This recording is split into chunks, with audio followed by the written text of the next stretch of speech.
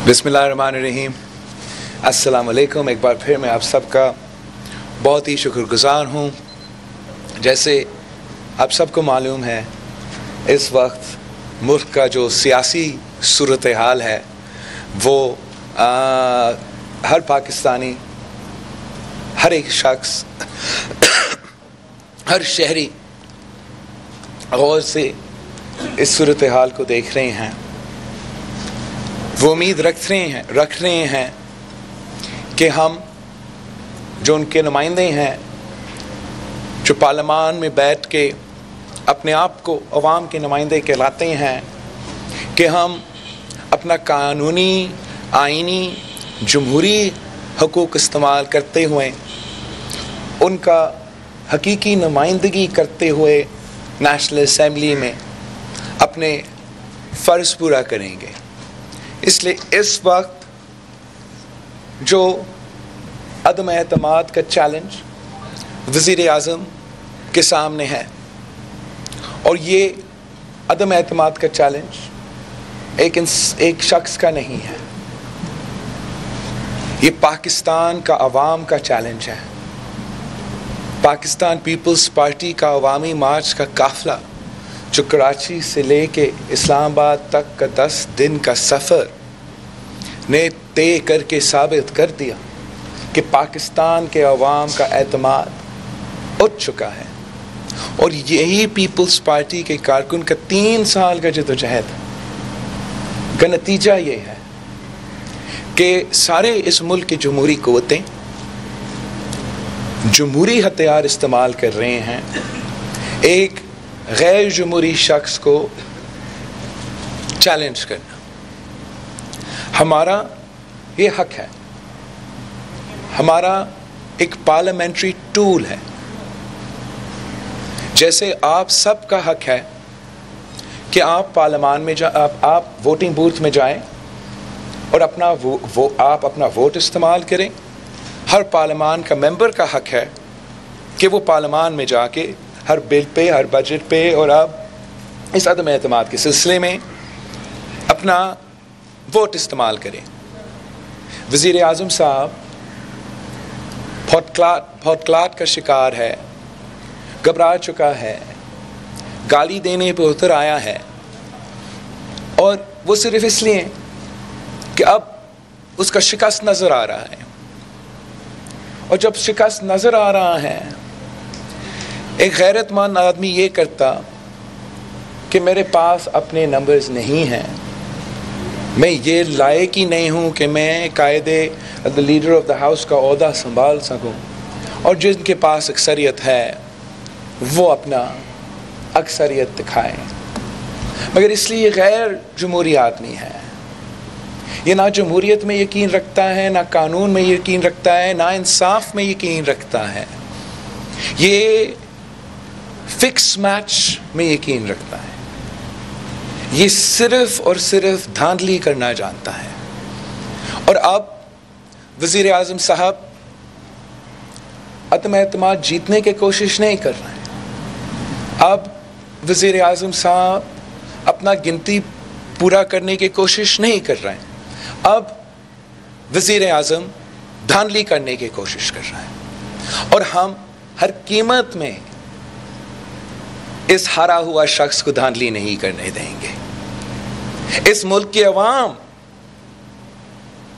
इस सिलेक्टेड को यह इजाजत नहीं देंगे कि वो इस वक्त इस मौजू पे धांधली करें।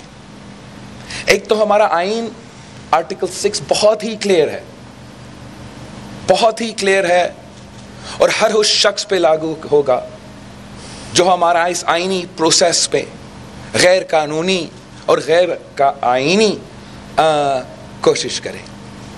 मगर जब पूरी दुनिया को भी नज़र आ रहा है कि यह आदमी धांधली करने जा रहा है, जब उनके नुमाइंदे ऐलान कर रहे हैं कि हम वोट नहीं देंगे, हम वोट नहीं गिनेंगे, जब उनके पुलिस ज़बरदस्ती पार्लियामान लॉजेस में घुसते हैं और ऑनरेबल मेंबर्स को घसीट के गिरफ्तार करते हैं, तो ये क्या पैगाम दे रहा है? अब मैं मुतालबा करूंगा, अपील करूंगा the Chief Justice of the Islamabad High Court, from the Chief Justice of the Supreme Court of Pakistan, from the Chief Election Commissioner. अपने स्पीकर के बयानात भी सुने होंगे, अपने वज़रा के बयानात भी सुने होंगे, अपने वज़ीर आज़म पाकिस्तान के बयानात सुने होंगे, आपने इस हुकूमत के हथकंडे हरकतें देखे होंगे। हमारा आप सबसे अपील है कि हर पार्लियामान का जो हक है कि वो अपना वोट डाल सकते हैं, वोट कर सकते हैं, उसका वोट का तहफ़्फ़ुज़ किया जाए। किसी को उनको अपना वोट डालने से रोकने की इजाज़त ना हो। Every single member of parliament, whether they belong to the opposition or whether they belong to the treasury benches, has a right to vote in parliament. And there is a conspiracy, an ongoing conspiracy to try to deprive the members of parliament of this right. We will not tolerate this, and we appeal to every single person, every single democratic civilian institution, in fact every single individual who has sworn an oath to protect and defend the Constitution of Pakistan, to ensure that the constitutional process is followed, to ensure that जो पार्लियामान के members हैं उनका vote का हक उनको दिया जाए। और यही वाहिद हल है कि हम इस क्राइसिस से भी निकल सकें और फिर मुल्क को इस क्राइसिस से आगे निकाल सकें। अगर कानून का इज्जत नहीं किया जाएगा, आइन पे कोई परवाह नहीं होगा, we can't run this country on rule of the jungle. There has to be a law of the land, and this is every single member's democratic right that they are trying to deprive us. हम insist करेंगे कि ये process, हम तो पुरअमन लोग हैं, जमहूरी लोग हैं, हमने 10 दिन का एहतजाज मुल्क भर में किया, एक पत्थर नहीं फेंका, और अब पार्लियामान के मेंबर्स को वोट करने की इजाज़त, उनका हक है और वो ज़रूर अपने वोट डालेंगे। मैं पाकिस्तान के अवाम से कहता हूँ कि आप जानते हो कि हारा हुआ टीम गाली देना शुरू कर देता है, हारा हुआ शख्स बॉल टैंपरिंग करना शुरू करता है। इस हारा हुआ शख्स को हम आपका अवाम का मैंडेट पे डाका नहीं डालने देंगे। ये अदम एतमाद सिर्फ इमरान खान की ज़ात के ख़िलाफ़ नहीं है, ये अदम एतमाद इस मुआशी बहरान के ख़िलाफ़ है जो हर पाकिस्तानी को मुश्किल में धकेल दिया है, जिसने महंगाई, गुर्बत और बेरोज़गारी का तूफ़ान खड़ा कर दिया है। ये अदम एतमाद उस मुआशी बहरान के ख़िलाफ़ है, ये अदम एतमाद उस फ़ॉरेन पॉलिसी के ख़िलाफ़ है जिसने पाकिस्तान को पूरा दुनिया भर में आइसोलेट किया है। ये अदम एतमाद उस फ़ॉरेन पॉलिसी के ख़िलाफ़ है जिसने हमारे दोस्त से भी दूरी पैदा किया है और हमारे जो मुखालिफ हैं उनके साथ भी सही नहीं चले। ये अदम एतमाद उस खारजा पॉलिसी के ख़िलाफ़ है जिसने आम आदमी की ज़िंदगी को तकलीफ़ में डाल दिया है। और ये अदम एतमाद इस पोलराइज्ड एनर्की की तरफ बढ़ते हुए माशरे के ख़िलाफ़ जो खान साहब ने, इमरान ने अब पैदा किया है, इन चीज़ों के ख़िलाफ़ है। हम ये अदम एतमाद करके साफ शफाफ इलेक्शंस की तरफ भरना चाह रहे हैं। हम अदम एतमाद करके वो माहौल पैदा करना चाह रहे हैं जहाँ मुल्क के नुमाइंदे आपस में बैठ के, आपस में बात करके, जैसे मॉडर्न कंट्रीज़ जैसे काम करते हैं, कि हम एक दूसरे से बात करके साफ शफाफ इलेक्शंस करवाएं, अवाम को अपना मैंडेट देने का मौका मिले और एक नया हुकूमत जिसके पास अवाम का मैंडेट हो वो इन मुश्किलात का सामना कर सके और हमें इन मुश्किल वक्त से, इस मुश्किल वक्त से वो निकाल सके। हमने ये बर्दाश्त नहीं करना है, हम ये बर्दाश्त नहीं कर सकते हैं कि पाकिस्तान का मुआशी पॉलिसी को नुकसान हो सिर्फ़ एक शख्स की वजह से, फ़ॉरेन पॉलिसी को नुकसान हो सिर्फ़ एक शख्स की वजह से, हमारे इदारे मुतनाज़ हो सिर्फ़ और सिर्फ एक शख्स की वजह से। ये अब हम बर्दाश्त नहीं कर सकते हैं। और इसका धांधली का इरादा ना सिर्फ इस अदम एतमाद का था, आने वाले इलेक्शंस के लिए था। हम ऐसे क्राइसिस से सिर्फ तब निकल सकते हैं जब हम इसमें कामयाब होंगे। इस शख्स का जो फॉरेन फंडिंग केस है आज तक पेंडिंग है इलेक्शन कमीशन के सामने। वो जो दूसरे पे बैरून मुल्क के एजेंट्स के ताना देता है, हम इलेक्शन कमीशन से मुतालबा करते हैं, रिक्वेस्ट करते हैं कि अदम एतमाद दाखिल हुआ है पार्लियामान में। एक आपके सामने भी एक केस पेंडिंग है, जल्द अज जल्द फॉरेन फंडिंग केस का भी आप अपना फैसला सुना दे। दूध का दूध और पानी का पानी हो जाएगा। मुल्क और कौम के सामने आना चाहिए कि कौन से बैरून अक़वामी शख्स जो थे, फॉरेनर्स जो थे, भारत और इज़राइल से ताल्लुक़ रखने वाले ने इस जमात को खड़ा किया, इस हुकूमत को पैदा किया। और हमें पाकिस्तान के अवाम के नुमाइंदे को वो मौका इंशाअल्लाह ताला पार्लियामान के थ्रू मिलेगा कि हम इनसे इस मुश्किल से निकाल सकें। जी यासिर मलिक साहब। है कि आपके बैकडोर राब्ते जो हैं वो कुछ आला ओहदेदारों से हुए हैं। सर इधर आपके बैकडोर राब्ते कुछ आला ओहदेदारों से हुए हैं और उन राब्तों में आपने ये मुतालबा किया है कि अदम एतमाद जो उसको कामयाब बनाया जाए। दूसरा सवाल मेरा ये है, ये हुकूमत ये कहती है, दूसरा सवाल ये है कि अब तक तहरीक अदम एतमाद को कामयाब बनाने के लिए आप कितने हुकूमती अरकान की हमायत हासिल कर चुके हैं? जहाँ तक ये अदम एतमाद है, मैं इस अदम एतमाद पे इसलिए इतना फ़ख्र करता हूँ कि पाकिस्तान की तारीख़ का पहला जमहूरी अदम एतमाद है। पाकिस्तान की तारीख़ का पहले ऐसे अदम एतमाद है जिसके पीछे अवाम की ताकत है, जिसके पीछे ना सिर्फ एक अवाम की तहरीक है, मगर 3 साल का मेरा सियासी जदोजहद आपके सामने है और किस तरीके से हमने सारे सियासी स्टेक होल्डर्स को इस मौक़िफ़ पे लेकर आए और फिर यह अदम एतमाद दाखिल हुआ, शामिल हुआ। और इंशाअल्लाह ताला जब ये अदम एतमाद कामयाब होगा तो ये मुल्क की तारीख़ का सबसे पहले जमहूरी अदम एतमाद होगा जो कामयाब भी होगा।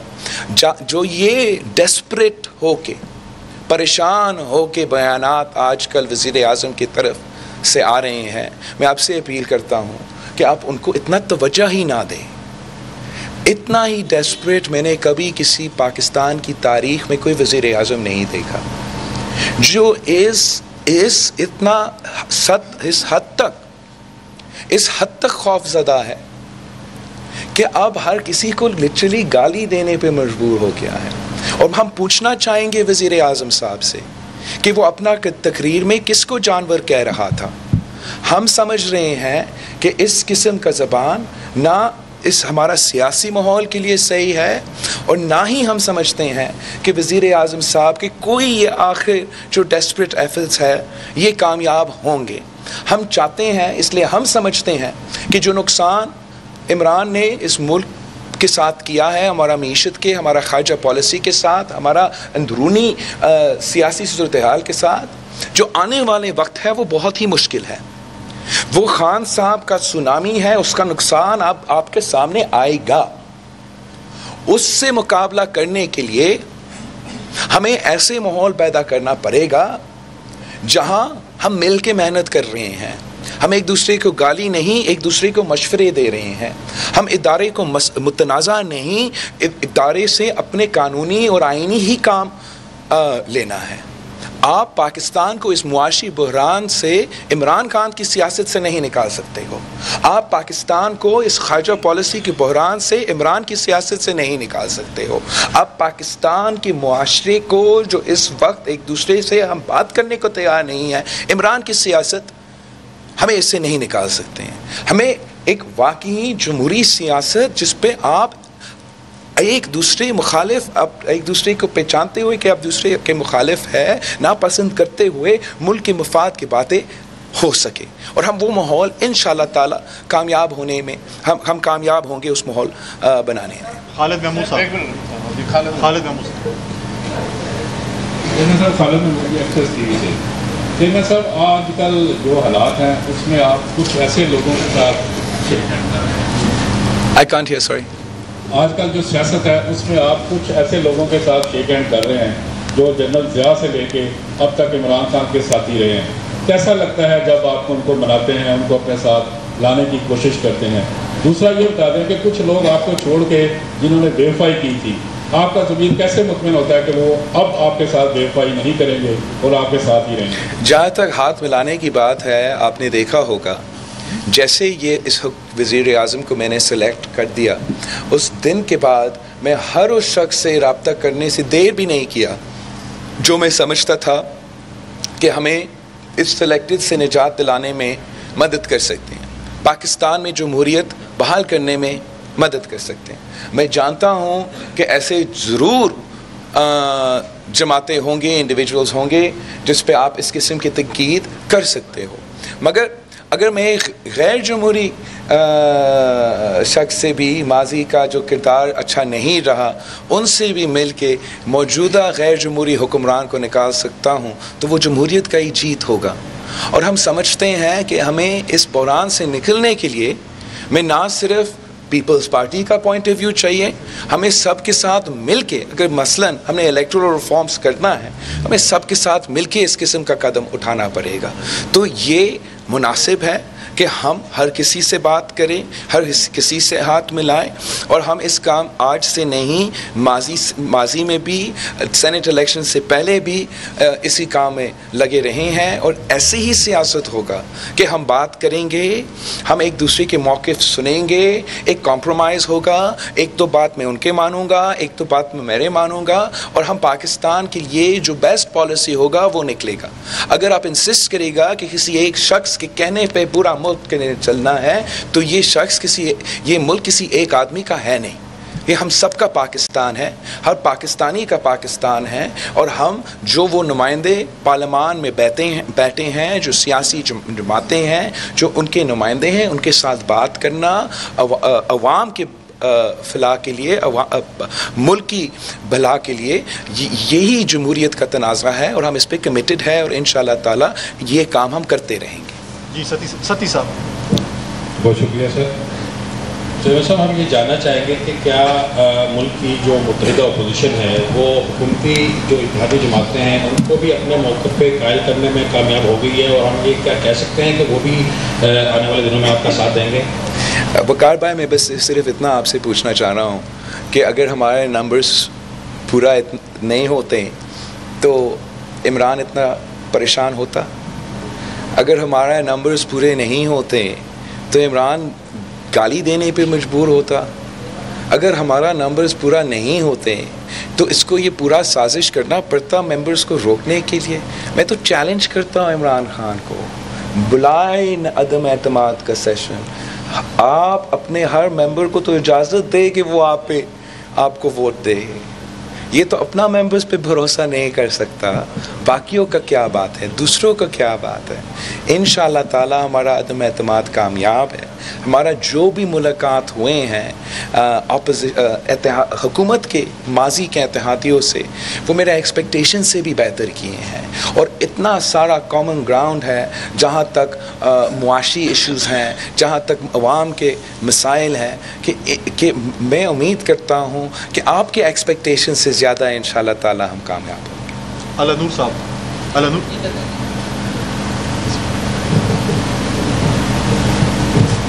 जनरल साहब, अलानूर वज़ीर मशरिक़ टीवी चैनल से।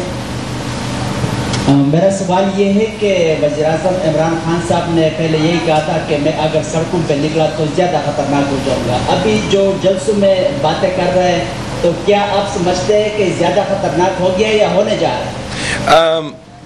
मैं समझता हूँ कि जितना ख़तरनाक ये रहा है पाकिस्तान के अवाम के लिए पिछले 3 साल में, वो आप मुझसे बेहतर जानते हो कि जो महंगाई, बेरोज़गारी और गुर्बत का सिचुएशन है जो आप कवर करते हो मीडिया में, आप जानते हो कि अवाम का क्या सोच है इस वज़ीर-ए-आज़म के बारे में और इस हुकूमत के बारे में।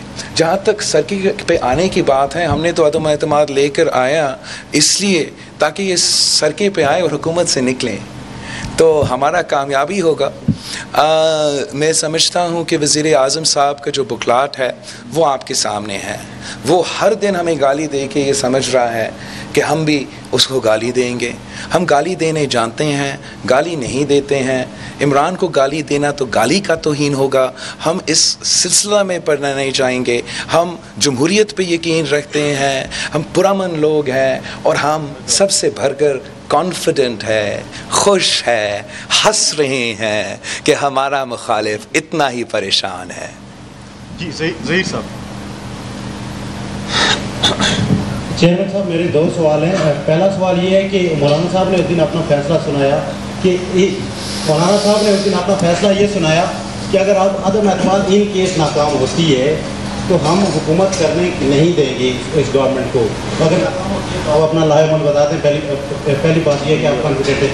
दूसरा सवाल ये है कि इस वक्त जो जमहूरी जमातें हैं, माजी में चार्टर ऑफ डेमोक्रेसी भी किया गया तो किसी हद तक आप लोगों ने सीखा, लेकिन इमरान खान जिनके गले पड़ा उनको सीखने की ज़रूरत है। आप समझते हैं कि इस तजर्बे के बाद वो सीख लेंगे? जहाँ तक हम तो कामयाबी के लिए तैयारी कर रहे हैं इंशाअल्लाह ताला, और बहुत ही मुतमिन है और हमारे ना सिर्फ नंबर्स पे मगर अदम एतमाद की कामयाबी पे हुकूमत के सामने सिर्फ़ और सिर्फ धांधली का ऑप्शन रहा है।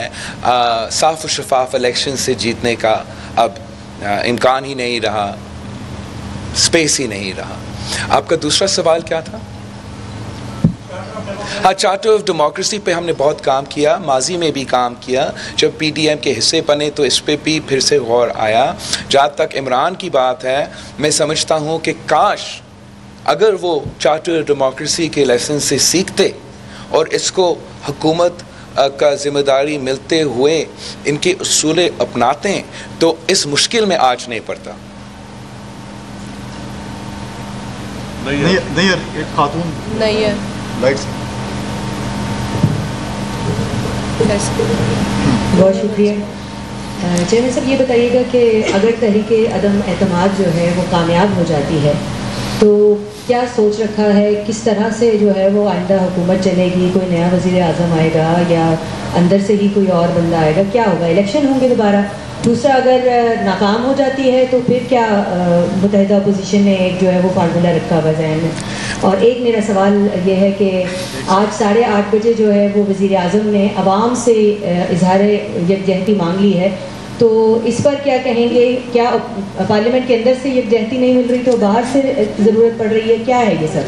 आई थिंक आप बिल्कुल सही कह रही हो कि खान साहब बड़ा मुश्किल में हैं। ना पार्लियामान के अंदर नंबर्स पूरे हो रहे हैं, ना पार्लियामान के बाहर नंबर्स पूरे हो रहे हैं।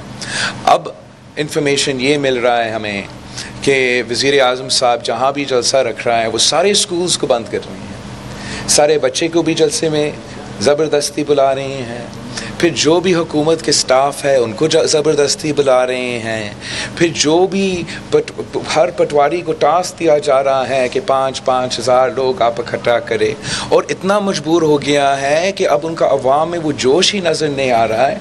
तो वो साउंड ट्रैक पे उनका तालियां चला रहे हैं ऑडियो में, ताकि आपके कैमरास के सामने वो थोड़ा जोश भी नज़र आए। आज का जो तकरीर था वज़ीर आज़म का, उसमें भी नज़र आ रहा था कि थोड़ा सा परेशान था, समझ में नहीं आ रहा था कि अपने आप को दिफा करने के लिए कह सकता है। आज भी अगले कह रहा है कि 5 साल जब मुकम्मल होता मैं ये करूँगा। ये तो वक्त था कि वज़ीर आज़म अपना 3 साल का हिसाब देता। वो कहता मैंने ये कर दिया, अब इसकी बुनियाद पे मुझे वोट दो। वो आज भी वादा कर रहा है कि 5 साल मुकम्मल होने के बाद मैं ये करूँगा। अब आपके पास दिन रह चुके हैं, आप इन दिन की बात करें कि आप इन आखिरी दिन में क्या कर सकते हैं। मेरा आज भी आपके लिए यही तजवीज़ है कि इज़्ज़त के साथ इस्तीफ़ा दो। इस किस्म की जो सियासत पे आप उतर आए हो, ये मुल्क को तो नुकसान पहुंचाएगा, लेकिन आप ही को मुश्किल में डालेगा, आप ही की जमात को मुश्किल में डालेगा। आप इज़्ज़त से इस्तीफ़ा दे, साफ़ और शफाफ हमारा ये जो अदम एतमाद है और हमारा इलेक्टोरल रिफॉर्म्स का जो मकसद है, हम इलेक्टोरल रिफॉर्म्स करेंगे सब मिल के। जो इलेक्शंस आने वाले हैं, अगर हम सब कह सकेंगे कि ये साफ़ और शफाफ इलेक्शंस है, फिर जो भी अवाम मुंतखब करेंगे, उनको मौका मिलेगा कि हम इस मुश्किल से निकले, इस मुआशी बुरान से निकले। मगर इमरान ने माजी में भी अब तक ज़ात से आगे नहीं देख सका, he can't think beyond his own person, और आज भी उसका वही मसला है। जी आइंदा के लाए अमल यही है, मैंने जो अभी आपको सुनाया, कि हमने अदम एतमाद जीतना है, इलेक्टोरल रिफॉर्म्स करवाना है और नया इंतखाबात की तैयारी करना है। चेयरमैन साहब, मेरा नाम गुलाम रसूल है, KTN TV से ताल्लुक़ है। आपसे सवाल ये है कि जैसा कि वज़ीर-ए-आज़म इमरान खान साहब अनाउंस कर चुके हैं कि जिस दिन अदम एतमाद होगा उससे एक दिन पहले बी चौक पे 10 लाख के करीब लोग इकट्ठे किए जाएंगे, दावत दी जा चुकी है। दूसरी जानिब अपोजिशन जमातें भी एक बहुत बड़ा पावर शो उस दिन करना चाह रही हैं जिस दिन अदम एतमाद की तहरीक पेश होगी। आप नहीं समझते कि अब एक मैदान जो है वो पार्लियामेंट में सजा है, दूसरी जानिब कोई कशीदगी तो नहीं होगी कि अगर धरना दिया जाता है, इमरान खान साहब 10 लाख लोगों को कहते थे कि आप ठहर जाएं और उसके बाद आप लोग भी लोग इकट्ठे करें, कोई तसादुम तो नहीं होगा? आपका सवाल तो बहुत सही सवाल है, और जो इलेक्शन पार्लियामान में हो रहा है, जो प्रोसेस पार्लियामान का है, हमें उसका हिस्सा होना चाहिए, वहाँ मुकाबला करना चाहिए। और अगर खान साहब कॉन्फिडेंट होता, अगर खान साहब ने साफ शफाफ इलेक्शन का मुकाबला करना था हमसे, बॉल टैंपरिंग नहीं करना था, तो इस किस्म की हरकतें नहीं करते। और ये जो ऐलान है वो इसी कंस्पिरेसी का हिस्सा है कि वो इस किस्म का माहौल पैदा करना चाह रहा है जिससे पार्लियामान का मेंबर्स अपना वोट इस्तेमाल करने का मौका ना मिले। हम इस साजिश को कामयाब नहीं होने देंगे। मैंने पहले भी और अब भी दोहरा रहा हूँ अपना मुतालबा सारे आला इदारे से, इस्लामाबाद हाई कोर्ट से, चीफ जस्टिस ऑफ पाकिस्तान से, इलेक्शन कमीशन से, कि किसी को आप इजाज़त नहीं दें कि वो पार्लियामेंटेरियन को अपना वोट का हक इस्तेमाल करने ना दें। जहाँ तक ये जलसा है, it's last attempt by very very desperate man. जहाँ तक अपोजिशन का फैसला है, ये ज़रूर मुतालबा हमारे सामने आया है, हतमी फैसला इस पे सारे जॉइंट अपोजिशन से नहीं लिया गया है। हम चाहते हैं कि ये अदम एतमाद एक जमहूरी राइट है, एक डेमोक्रेटिक प्रोसेस है।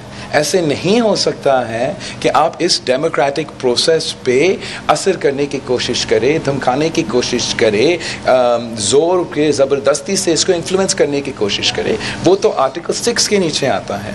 ये फिर कल कोई फ़ैसला करेगा कि कल चीफ़ जस्टिस का ओथ है, मुझे ये चीफ़ जस्टिस मुझे पसंद नहीं है, मैं 10 लाख का जलसा लेकर आ रहा हूँ और उसका हम कुछ करते। इस तरीके से मुल्क नहीं चलते, इस तरीके से रियासत नहीं चलते। कानून होता है, आइन होता है, और उसका पासदारी, इसका एहतराम सारे जो स्टेक होल्डर्स हैं वो करते हैं। और ये जो इमरान का धमकी है, ये इसके ख़िलाफ़ जाएगा, इसको नाकाम करवाएगा। एजाज भाई, आखिरी दो सवाल पूछने हैं। एक तो भी आपने खुद कह दिया कि हुकूमती तादी माजी के तादी हैं, तो ज़रा ये कंफर्मेशन दे दीजिए, खबरें भी चल रही हैं कि परवेज़ इलाही साहब को वज़ीर-ए-आला पंजाब बनाने का फैसला हो गया है। दूसरा, MQM को सिंध में सुना है 2 या 3 वज़ारतें मिलेंगी, इसको ये कंफर्म कर दीजिए। दूसरा, आज प्राइम मिनिस्टर ने ये कहा है, अब तक के प्राइम मिनिस्टर ने ये कहा है कि मैं वज़ीर-ए-आज़म इसलिए नहीं पता कि आलू टमाटर के भाव मालूम करें। तो क्या आपका प्राइम मिनिस्टर ये आलू टमाटर के भाव मालूम करेगा? जहाँ तक हमारे एतिहादियों के साथ बातचीत है, उसमें मैं आपके सामने ज़्यादा बात नहीं करना चाहूँगा। सिर्फ इतना कहना चाहूँगा कि जहाँ तक हमारा MQM के साथ राब्ते थे, वहाँ हमारा जो MQM के साथ ताल्लुक़ है, माजी है, बहुत इश्यूज़ है वहाँ, लेकिन दोनों सियासी जमात ये समझते हैं कि जो हमने जो मुश्किलात का सामना करना पड़ रहा है, ना सिर्फ मुल्क में मगर पूरा सूबा सिंध में, हमारा शहर कराची में, उसका मुकाबला करने के लिए हम अगर मिल के मुकाबले करते हैं, अब ज़्यादा बेहतर चांसेस हैं कि हम अवाम को मसाइल से निकाल सकते हैं। और जब हम एक दूसरे से लड़ते हैं तो दूसरे उस लड़ाई का फ़ायदा निकालते हैं।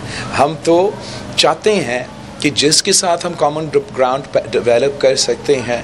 अदम एतमाद एक तरफ, MQM एक स्टेक होल्डर है कराची की सियासत में, और एक साजिश के तहत दूर किया गया ताकि एटलीस्ट हमसे, और अगर हमारा हर इशू पे we don't need to agree but at least where we can find common ground, बहुत स्कोप है काम करवाने के लिए, और उम्मीद है कि हम वो कॉमन ग्राउंड ढूंढ सकेंगे। लेकिन उस पर मैं ऑफिशली आपको एक हतमी फ़ैसला सही टाइम पे कमेंट कर सकूँ। अली फुरकान। हाँ, वो तो सब हर पाकिस्तानी को नज़र आ रहा है कि इस वज़ीर आज़म को पहले दिन से कोई दिलचस्पी नहीं था कि महंगाई का शरह क्या है। उसको कोई परवाह ही नहीं था कि पाकिस्तान के अवाम इस महंगाई की सुनामी में डूब रहे हैं। तारीख़ी सतह पे डबल डिजिट्स पे महंगाई पहुंच चुका है, लेकिन जो बकौल इस वज़ीर आज़म के जिस काम के लिए वो आया था वो भी नहीं कर सका। वो करप्शन ख़त्म करने आया था, ख़ुद करप्शन के सारे रिकॉर्ड्स तोड़वाए थे। करप्शन ख़त्म करवाने वाला ने ट्रांसपेरेंसी इंटरनेशनल के रिकॉर्ड्स तोड़ दिया कि उसकी हुकूमत में तारीख़ का सबसे ज़्यादा करप्शन हुआ। उसने जो भी दावा ऑपोजिशन में किया, एक भी वो पूरा नहीं कर सका। तो ना वो जो करने के लिए, जो कहने के हद तक उसने कहा था कि मैं ये काम करने के लिए आया हूँ, वो भी नहीं हो सका। और जो मुआशी बहरान है उस पे तो जो मुआशी सूरत हाल है, उस ये जो नुकसान पहुँचा किया है उसका ज़िम्मेदार भी यही वज़ीर आज़म है।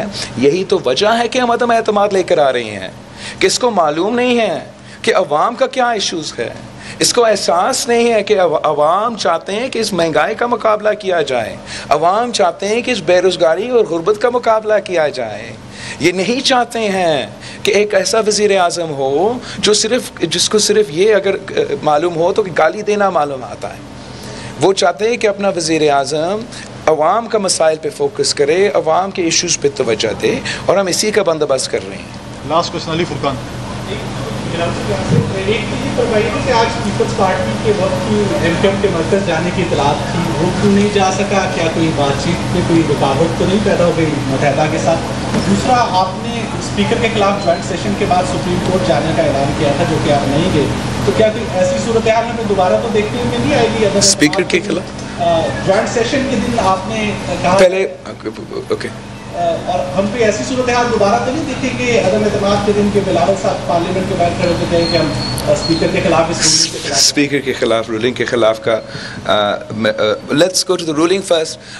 मैं समझता हूँ कि जो धांधली करने की धमकी दिए जा रहे हैं वो इंशाअल्लाह ताला सारे के सारे नाकाम होंगे, और हम ना सिर्फ सियासी तौर पे उनको नाकाम करेंगे, मगर हम मुतालबा कर रहे हैं हर उस इदारे का जिसका ज़िम्मेदारी है हर शहरी का आइनी, जमहूरी, कानूनी, इंसानी हकूक़ का तहफ़्फ़ुज़ करने का, कि अगर आप पार्लियामान में वोट देने का हक़ का तहफ़्फ़ुज़ नहीं कर सकेंगे तो पाकिस्तान के हर शहरी का क्या उम्मीद हो सकता है। इन स्पीकर्स का ये गलतफ़हमी है कि इसलिए उन्होंने सेनेट में हमारे ख़िलाफ़ धांधली की, इसलिए कि सेनेट के वक्त उनको मालूम था पहले से कि हमने कितने वोट्स खारिज करने हैं अपोजिशन के, और गिनती करते हुए उन्होंने वो गलत तरीके से ज़बरदस्ती खारिज किया। उनको ये गलत फहमी है कि वो एक्शन रिप्ले कर सकेंगे, लेकिन हमें भी ये एक्सपीरियंस है, हमें भी ये जानते हैं कि आपके तरीके क्या हो सकते हैं, और जो हमें आइन सिखाने चाहते हैं, एक होता है रूल्स, एक होता है आइन। जो हमें आइन सिखाना चाहते हैं उनको समझना चाहिए कि आइन हमने लिखा 1973 में भी, 2018 में भी। हम जानते हैं कि आइन में क्या कहा गया है। इनका हर साजिश, हर दम की इंशाअल्लाह ताला नाकाम रहेगा, इस पे मेरे कोई शक नहीं। मगर मेरा मुतालबा है कि कोई इनका इस धांधली की कोशिश में हुकूमत का साथ ना दें, बल्कि इस धांधली की कोशिश में हर शख्स को, हर इदारा को जमहूरियत के साथ खड़ा होना चाहिए। Did that answer your question? मुत्तहिदा MQM के साथ हमारे जो कोई ऐसा बात नहीं था कि हमने जाना था। हमारे वफद गए, हमारे वफद का कॉन्वर्सेशंस हुए। कल मेरा वालिद से बात हुआ, उनका पार्लिमानी लीडर से फ़ोन पे, और कल का हमारा मीटिंग का टाइम सेट हुआ था इधर इस्लामाबाद में। मैं ख़ुद तो बड़ा चाहूँगा और मेरा जमात चाहता हूँ कि हम कराची जा सकूँ, लेकिन इस वक्त हम इधर इस्लामाबाद में मसरूफ़ है, तो हमारा मुलाकात MQM के साथ क़यादत का लेवल का जो मुलाकात है वो इधर इस्लामाबाद में ही होगा इंशाअल्लाह। थैंक यू जी, बहुत शुक्रिया। Thank you.